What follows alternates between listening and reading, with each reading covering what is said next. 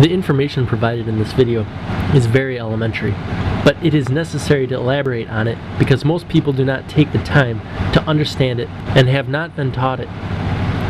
This information is vital for understanding any concepts regarding economics and socioeconomics. First, let's take a look at the very foundation of an economy.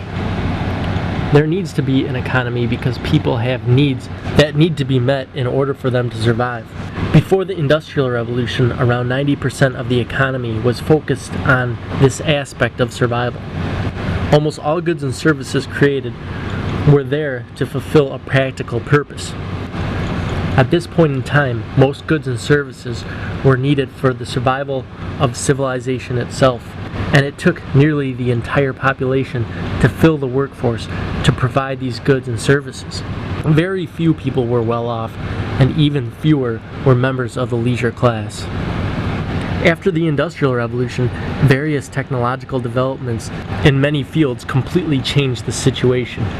In ancient times, well over 90% of the people were farmers, and even with that fact, they often had trouble feeding the population.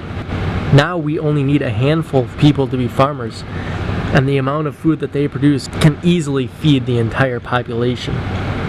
At the end of the Industrial Revolution, many products and services started to be offered to fulfill the wants and desires instead of the needs for a much greater percentage of the population. In these times, the percentage of wealthy people exploded, and the leisure class also gained many percentages of the population in little time. Though the Industrial Revolution started providing the human race with the services and goods that it could only previously dream of, the situation caused many troubles for the old economic systems, and still does to this day. The old economic systems have never been completely upgraded to fit our modern technological age. They have only been slightly altered so that they do not completely break down. The major issue at hand is that only a very small workforce is needed to provide the entire population with their basic needs such as food, shelter, transportation, utilities, and healthcare. Another small section of the population is needed to provide the entire population with enough goods and services to fulfill most of their desires to a reasonable extent. This is a problem for the old system because now you have over 50% of the population potentially unemployed. For over 100 years, the economic elite have taken several strategies to push this problem under the rug and keep the current order in place. Firstly, they promoted actions such as conspicuous consumption and other forms of wasteful consumption. This could be labeled as consumptionism. There are many other things they do also to keep creating jobs and wasting resources. Their main goal is to create demand at any expense, even if it means starting wars.